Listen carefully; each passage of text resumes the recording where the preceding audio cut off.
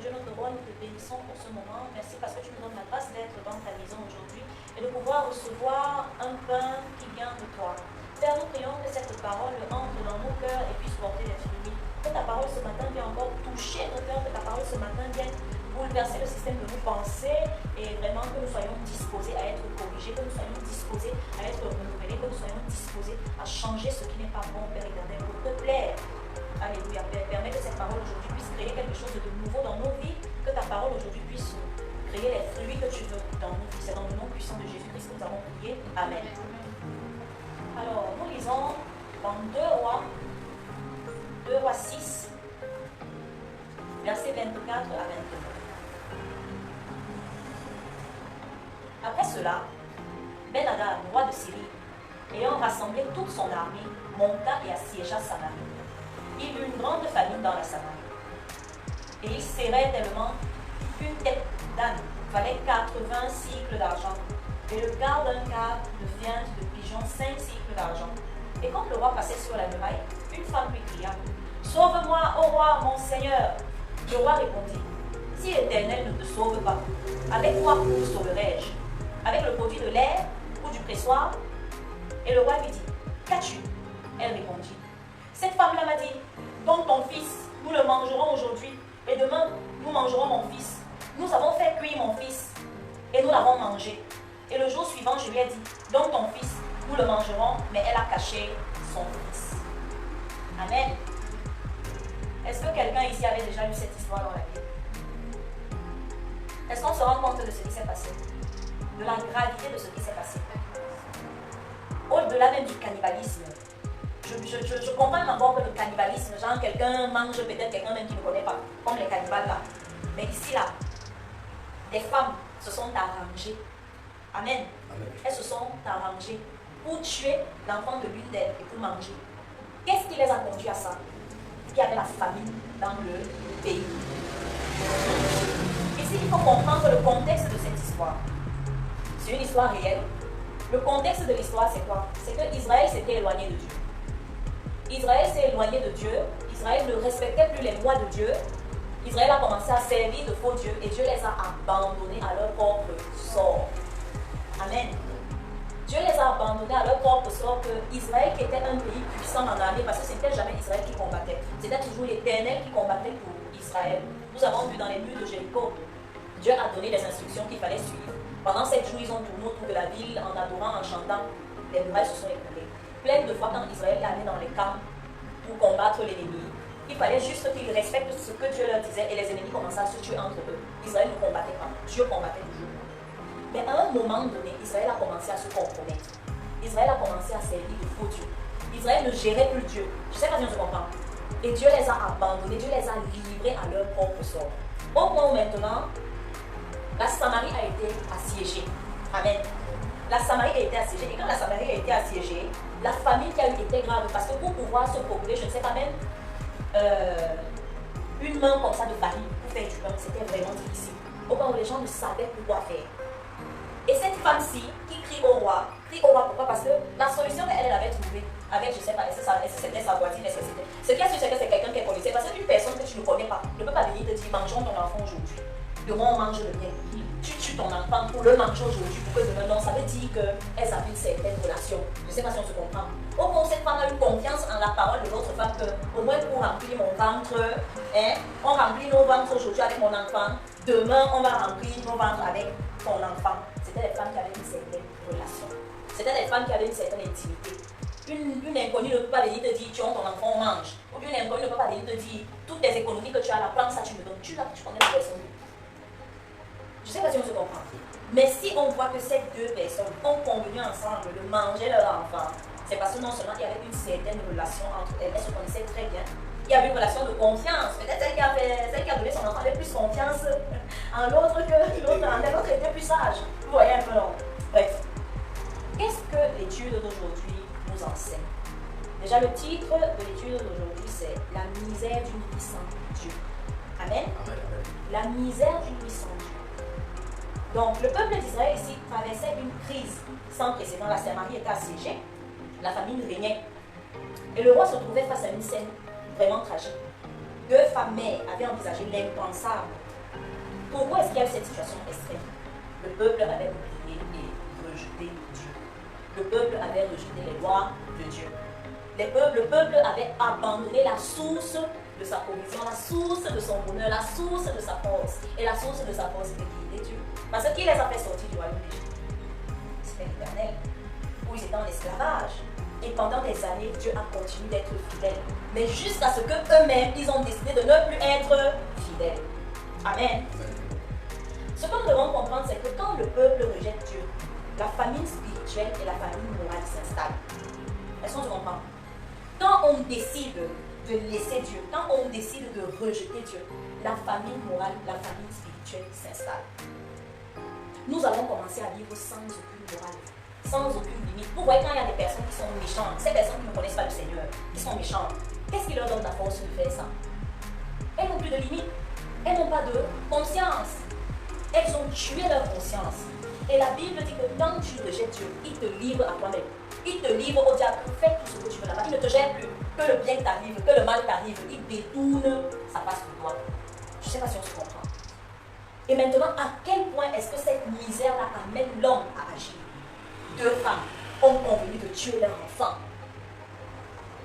Ce n'est pas comme chez nous que les gars mangent les gens dans le noir, la sorcellerie en live. Donc, elles ont pris l'enfant, elles ont tué. Elles ont découpé. Je sais qu'imaginons la scène. Découpé. Hein? Si c'est au Cameroun, elles ont fait le nomba, mettre les épices, mettre. Et puis qu'elles sont. Regarde, en vrai, elles sont assises. Elles ont chopé le nom.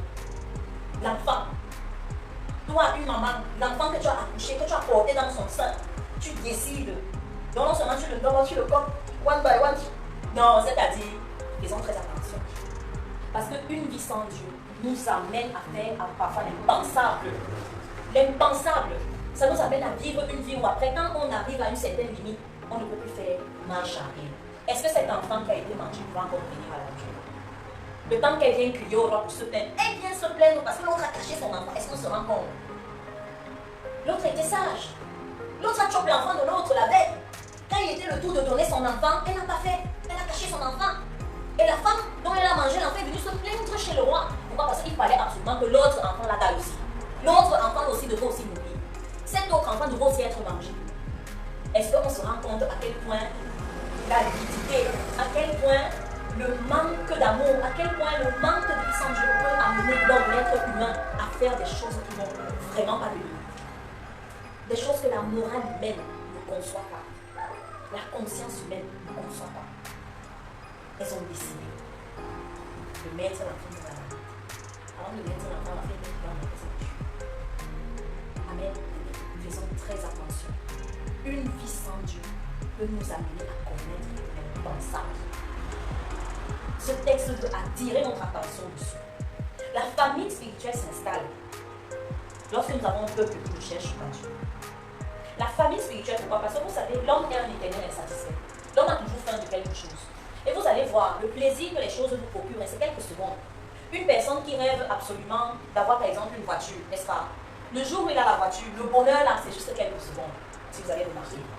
Quand tu veux absolument quelque chose, peut-être un diplôme, tu travailles dur pour ça et tout, le jour où le diplôme sort, le bonheur là, ce n'est que quelques secondes.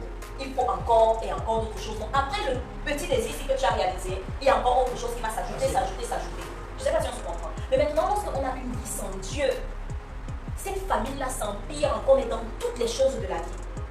Il commence à avoir le manque d'amour, il commence à avoir le manque de conscience, le manque de jugement, le manque de raisonnement. Parce qu'à un moment, quand tu te mets déjà à faire certaines choses, que même le raisonnement, tu n'as plus. Tu as pris la raison, tu as mis de côté. Je ne sais pas si on se comprend bien. Et pourquoi est-ce que ce manque de vie sans Dieu reste une vie spirituelle? Vous vous souvenez lorsque Jésus est dans le désert et qu'il est tenté par le diable? Le diable nous tente toujours sur nos faiblesses, n'est-ce pas? La première tentation du diable, il a dit quoi à Jésus? Que si tu as le Fils de Dieu, comme tu as faim là, transforme cette pierre en pain. Et Jésus lui a dit que l'homme ne se nourrira pas seulement de pain, mais de toute parole qui vient de la bouche de l'Éternel. Amen. Pourquoi cela? Parce que Dieu, lorsqu'on est avec Dieu, Dieu est notre pain de vie. Amen. Amen. La parole de Dieu est le pain spirituel. La parole de Dieu est le pain qui nous nourrit. La parole de Dieu est le pain que quand tu reçois, ça fait exactement la même chose que l'aliment fait pour le corps. La parole de Dieu le fait pour l'esprit. Amen. La parole de Dieu le fait pour l'esprit. Et qui est la parole de Dieu? Jésus-Christ est la parole de Dieu. Jean 1 nous dit, au commencement était la parole. Et la parole était avec Dieu. Et la parole était Dieu. Tout ce qui a été fait par elle. Rien de ce qui n'a été fait sans elle. La parole s'est faite chair et elle a habité parmi nous. La parole qui est Jésus-Christ. La parole qui depuis le début de toutes choses, au commencement, était la parole. Et la parole était avec Dieu. Et la parole était Dieu. Jésus-Christ. Cette même parole-là s'est faite chair. Il est devenu humain. Amen. Et cette parole a habité parmi nous. Elle est venue dans le monde. Les siens ne l'ont pas reçue. Les siens l'ont rejeté, dit Jean 1. Mais à tous ceux qui l'ont reçue, elle a donné le pouvoir de devenir enfant de Dieu. Ça veut dire quoi? On ne naît pas enfant de Dieu. Il y a des gens qui croient que c'est génétique. Hein? Non, mon grand-père est un grand pasteur, un grand catéchiste, un grand... Toi-même, tu es quoi? Laisse-moi que le grand-père, la grand-mère... Je ne sais pas si ça se comprend. L'appel est personnel, gars. Quand ton grand-père, ta grand-mère a réalisé Dieu, toi aussi, tu vas réaliser le Seigneur. C'est important. Amen. Parce qu'à tous ceux qu'elle a, donc qui l'ont reçu, qui ont reçu cette parole, qui ont reçu Jésus-Christ, elle a donné le pouvoir de devenir enfant de Dieu. Donc on ne naît pas enfant de Dieu, on devient enfant de Dieu. Parce qu'on a reçu. Amen. Et Jésus-Christ est le pain de vie. Nous allons lire, quand nous lisons Jean 6, versets 32 à 35. Jésus dit, en vérité, je vous le dis, Moïse ne vous a pas donné le pain du ciel, mais mon Père vous donne le vrai pain du ciel. Car le pain de Dieu, c'est celui qui descend du ciel et qui donne la vie au monde.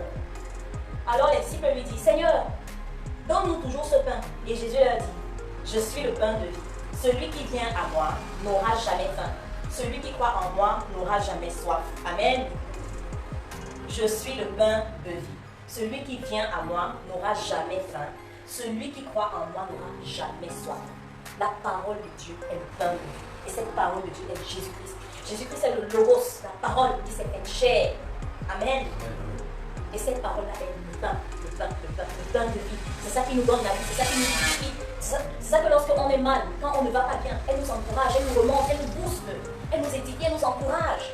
Lorsqu'on est faible, elle nous donne la force, elle nous vivifie. Amen. La parole de Dieu. La parole de Dieu. La parole de Dieu. C'est pour ça que depuis qu'on a commencé ces cultes, nous insistons beaucoup sur la foi. Beaucoup sur la foi. On a dit la foi vient de ce qu'on entend vient de la parole de Dieu. Il est important d'être dans un univers où on entend la parole de Dieu, où on écoute la parole de Dieu. Parce que c'est ça qui commence à faire que un peu, même si toute notre tête n'est pas encore concentrée dedans, mais un peu, ça commence à créer quelque chose au-dedans de nous. Amen. C'est mon expérience personnelle. Quand j'étais dans le monde et que ce jeune pasteur arriva à la maison en 2009 après le décès de mon tonton, il me parlait de Dieu, il me parlait de Jésus, Jésus t'aime. Pour moi, ça rentrait et ça sortait là-bas. Mais je ne savais pas que ça créait quelque chose en moi. On était en 2009. Et je me suis convertie à Jésus-Christ en 2012. Combien d'années sont passées? 3 ans. Mais il n'a pas cessé. Tout le temps, il venait. Tout le temps, il venait. Pendant combien de fois il venait par semaine? 1 ou 2 fois, non. Avec son frère Dieudonné. Il venait. Il nous parlait de Dieu un peu. Moi, ça entrait ici. Ça sortait là-bas. Parce que je ne gérais pas. Moi, j'aimais mes mots du monde. Donc, quand il me disait que Dieu m'aime, Jésus m'aime, je savais que Jésus m'aimait, mais c'était pour lui là-bas. Ça ne nous concernait pas. Amen. Mais je ne savais pas que Dieu faisait déjà quelque chose en moi au moins le jour où j'ai rencontré Dieu, que j'ai eu cet impact. Waouh, j'ai dit vraiment, Seigneur, tout le temps que j'ai perdu, moi, je dois pardonner-moi. Amen. Et ce jour-là, j'ai réellement accepté Jésus avec mon cœur. Parce que j'acceptais souvent comme ça, là. C'était pas le cœur. Je déclarais souvent pour déclarer pour qu'il arrête de me casser les pieds. Mais le jour-là, moi, je me suis allée chez lui en courant que regarde le coup, je dois seulement accepter Jésus. Vous voyez un peu, non? Et je rends grâce à Dieu qu'aujourd'hui, je suis vraiment dans le Seigneur et j'ai pris les choses au sérieux. Amen. Je prie que la même grâce que le Seigneur a eu envers moi, il est également en toute personne dans cette maison, dans celui qui a besoin. Amen. Amen. Dieu est bon. Donc, il est important que nous ayons le pain de vie qui est le Seigneur. Amen. Amen. Alors, Amos 8:11 dit, voici les jours viennent, dit le Seigneur l'Éternel, où j'enverrai la famine dans le pays. Non une faim de pain ni de soif d'eau, mais la faim et la soif d'entendre les paroles de l'Éternel. Aujourd'hui, plusieurs vivent une famine spirituelle, le manque de vérité, d'amour, de lumière. Cela vient simplement de l'éloignement de la parole de Dieu. Plus nous nous rapprocherons de la parole de Dieu, plus nous commencerons à vivre dans la lumière, plus nous commencerons à manger ce pain spirituel, à avoir conscience de ça, et notre vie spirituelle ne sera plus vide. Amen. Nous continuons. Alors, toujours dans Dans ce verset que nous avons lu, nous voyons que le péché collectif attire la malédiction. Amen. Le péché collectif attire la malédiction. Deutéronome 28.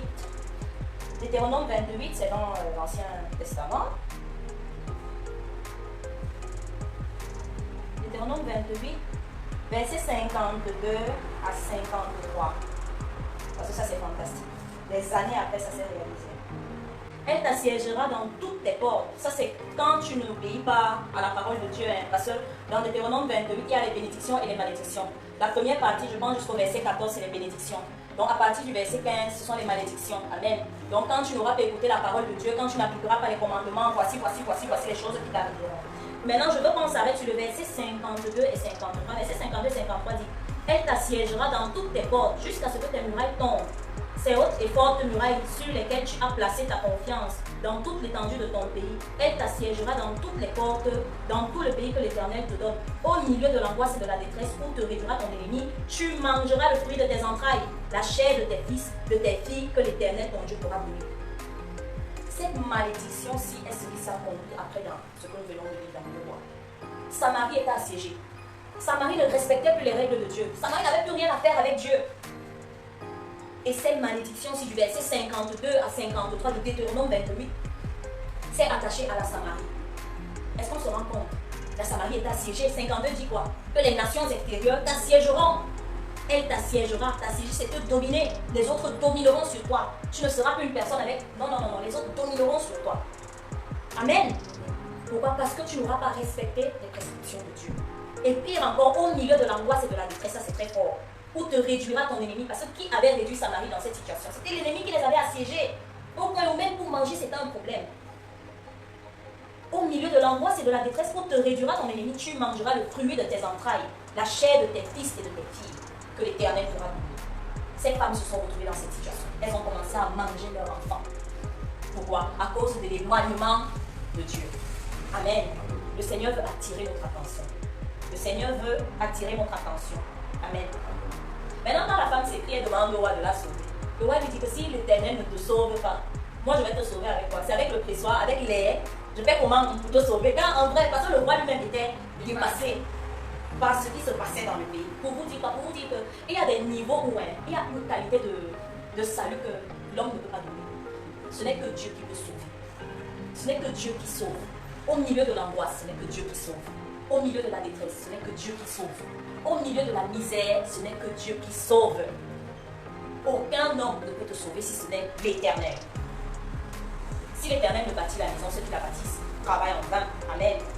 Si l'Éternel ne te sauve pas, avec quoi te sauverai-je? Aucun gouvernement dans ce monde, aucune richesse, aucune stratégie humaine ne peuvent te sauver si tu as abandonné Dieu.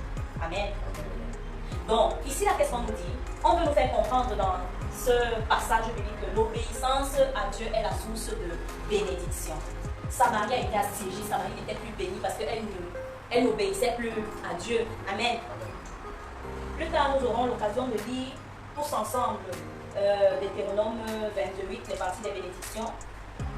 Mais déjà, comme on dit ici, là, de 1 à 2, si tu obéis à la voix de l'Éternel, ton Dieu, donc toutes ces bénédictions viendront sur toi et seront ton partage. Toutes les bénédictions que Dieu a prévues. Si tu obéis à la voix de l'Éternel, ton Dieu, il y a une condition. Les gens veulent être bénis, mais ils ne veulent pas assumer la condition. On aime trop la facilité. Surtout les chrétiens d'aujourd'hui. Ils aiment la facilité. Vous serez bénis, venez donner les dîmes, venez donner, vous serez bénis, semez. Tu vas voir les gens dans les églises. Quelqu'un, sa femme n'a pas mangé, sa femme n'a pas mangé. Il va aller prendre tout l'argent et aller donner à l'église. Pourquoi? Parce qu'il entend qu'il va être béni. C'est quel genre de bénédiction? Tu veux la bénédiction, mais tu ne suis pas la parole de Dieu. Tu as les petites dehors, pendant que tu es marié, tu as les petits à dehors. Non, mais Dieu doit te bénir. Quand le pasteur dit que venez semer, tu les vois là, ils viennent, ils sèment, mais leurs femmes à la maison n'ont pas le droit de manger. Tout dehors chez les petits là. C'est un vrai danger, mon frère. Amen. Amen. Prenons conscience. Amen. Je sais que ce n'est pas facile. La vie n'est pas facile. Et personne n'est parfait. Vous comprenez, non? Mais si on s'accroche à l'Éternel, Dieu nous donne la force d'aller de l'avant. Amen. Le Seigneur est fidèle. Ne doutez jamais de ça. Amen. Amen. Donc, encore aujourd'hui, le Seigneur nous appelle à revenir à lui. Le Seigneur nous appelle à revenir à lui. 2 Chroniques 7, 14. Les Italiens ont souvent un joli chant qu'ils font avec. Seigneur Popolo, Spalendo Cato, Signilia Prega, cerca la mia faccia, dona il c'est 2 Chroniques 7. 2 Chroniques, c'est dans l'Ancien Testament. 2 Chroniques 7, verset 14. C'est ce que l'Éternel dit. 2 Chroniques 7, verset 14.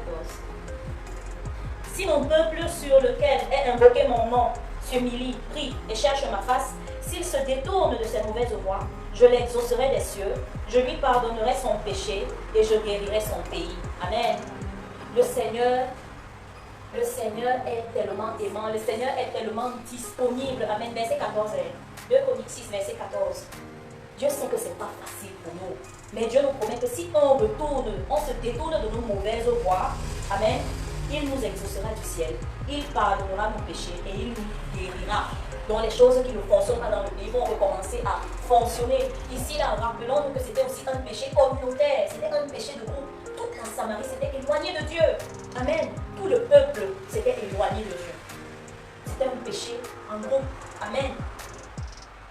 Et le Seigneur nous promet que même dans de telles circonstances, si nous revenons à lui, mais se détournant des mauvaises voies, ce n'est pas revenir à lui, mais continuant dans la mauvaise voie, se détournant des mauvaises voies, le Seigneur fera quelque chose de nouveau dans nos vies. Il va nous exaucer, il va nous pardonner, amen, et il va nous guérir.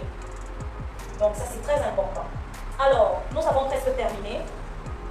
Vous savez, je voudrais qu'on se lève, s'il vous plaît. Il n'est jamais trop tard pour revenir à Dieu, hein, même dans la pire des situations. Amen. Il n'est jamais trop tard. Dieu peut restaurer. Dieu peut restaurer et la condition pour que Dieu nous restaure, c'est qu'on se répande. Amen. Le Seigneur sait que la vie sur la terre n'est pas facile. Il sait, il connaît nos difficultés. Lui-même, il est venu sur la terre, il a vécu. La Bible dit 100% homme, 100% Dieu. Donc, il connaît les difficultés, il connaît les challenges. Il sait que ce n'est pas facile. Tout ce qu'il nous demande, c'est qu'on se répande. Si on se répand, il va nous donner la force d'aller de l'avant et de bien marcher. Amen. Donc, l'histoire de ces deux femmes n'est pas juste un récit choquant, mais c'est un avertissement. Loin de Dieu, l'homme devient capable du pire. Dieu ne désire pas la souffrance, mais la vie, la paix et la bénédiction. Amen. Alors, nous savons que Jésus-Christ est le chemin de retour vers Dieu. Et en obéissant au commandement de Dieu, nous sortons de la malédiction. Amen. Pour entrer dans la vie abondante et dans la bénédiction que le Seigneur a prévue pour nous. Amen. Nous allons faire d'abord, premièrement, une prière d'engagement. Je vais dire, vous allez répéter après moi. Et ensuite, nous allons faire une prière de déclaration spirituelle. La prière de déclaration spirituelle sera exclusivement sur Deutéronome 28, de 1 à 14. D'accord. Donc, on fait d'abord la prière d'engagement. La vie n'est pas facile. Il y a plein de fois où on est tombé. Il y a plein de fois où on a fait des choses qui n'allaient pas dans ce que le Seigneur veut. Amen. Mais si on se répand, la Bible dit qu'il est fidèle et juste pour nous pardonner. Donc, nous allons prier. Vous répétez après moi. Seigneur, je reconnais que je me suis éloigné de ta parole. Pardonne-moi. Je choisis aujourd'hui d'obéir à tes commandements, de marcher dans la vérité, de te chercher de tout mon cœur. Restaure ma vie.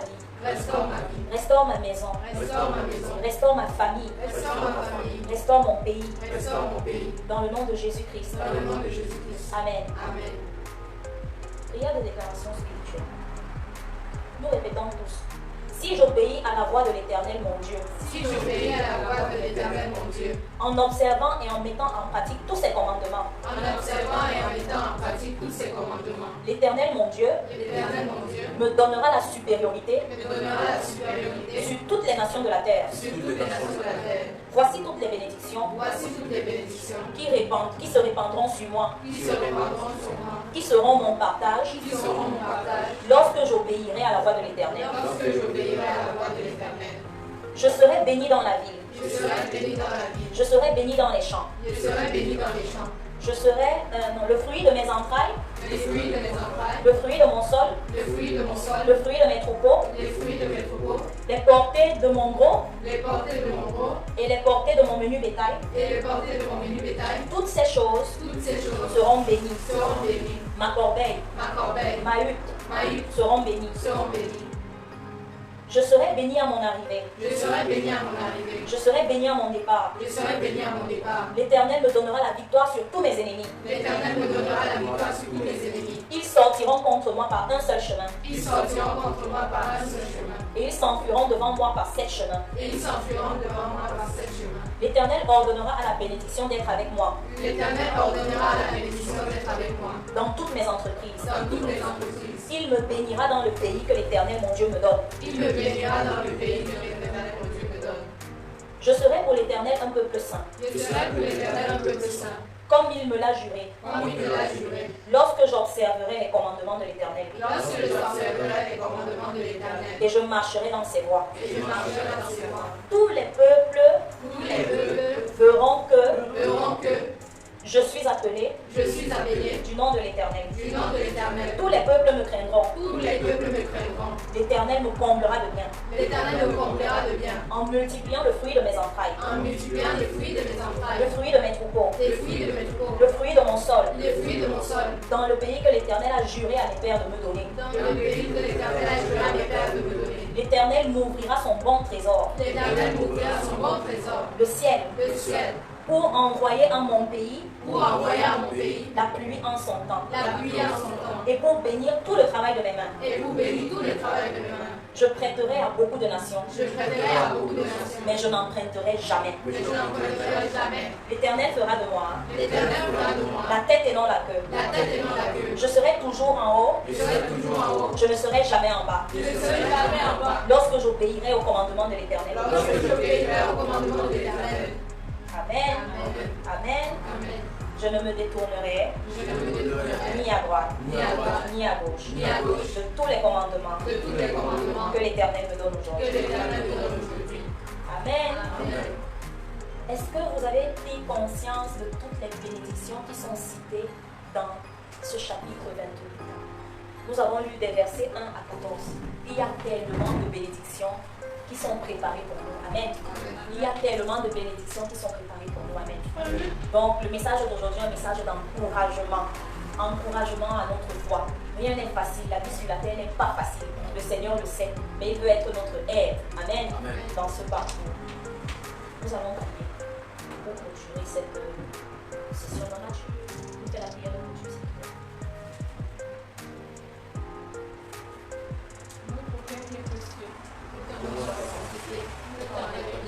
Que ta volonté soit faite sur la terre comme au ciel. Donne-nous aujourd'hui notre pain de ce jour. Pardonne-nous nos offenses, comme nous pardonnons aussi à ceux qui nous ont offensés. Et ne nous soumets pas à la tentation, mais délivre-nous du mal. Car c'est à toi appartient le règne, la puissance et la gloire pour les siècles des siècles. Amen. Merci Seigneur pour ta grâce. Merci Seigneur pour cette grande ouverture de foi spirituelle que tu nous as donnée. De cette bénédiction dont nous avons lu dans le Deutéronome. Pour que toute la parole de vie se déclare dans cette paragraphe soit pour nous une bénédiction. Pour que cette parole nous vive en nous. Parce que ta parole c'est une source de vie. Seigneur, nous te remettons tous nos peines en notre besoin et viens à notre secours pour nous défendre parce que tu es notre Père céleste qui est dans les cieux et que toi seul tu peux nous descendre dans toutes les mauvaises positions où nous nous trouvons. Toi seul avec les anges, les armées du ciel pour nous défendre. Merci de nous bénir en toi. Tu te bénis. Le Seigneur, nous sommes choisis à te suivre. Nous avons déclaré à être des enfants, tes brebis, Seigneur. Ouvre-nous et donne-nous la grâce de pratiquer ta parole et que nous soyons toujours prêts, toujours à ta présence. N'écoute-moi ta lumière, demeure autour de nous pour toujours être présent ici. Maintenant, nous allons entrer avec cette parole que nous avons pris aujourd'hui. Que cette parole nourrit notre esprit, notre âme, notre cœur. Seigneur, fortifie-nous dans ton esprit et que nous vivons toujours plein de gloire avec l'esprit. Car nous sommes la grande partie de ta bénédiction. Verse-nous et demeure avec nous toujours. Nous te disons merci au nom du Père, du Fils et du Saint-Esprit. Amen. Nous allons lever nos mains vers le ciel et nous allons faire la bénédiction que l'Éternel a recommandée pour les enfants d'Israël. Que l'Éternel te bénisse et qu'il te garde. Que l'Éternel fasse luire sa face sur toi et qu'il t'accorde sa grâce. Que l'Éternel tourne sa face vers toi et qu'il te donne la paix. Amen. Soyez bénis. Bon dimanche. Saluons-nous.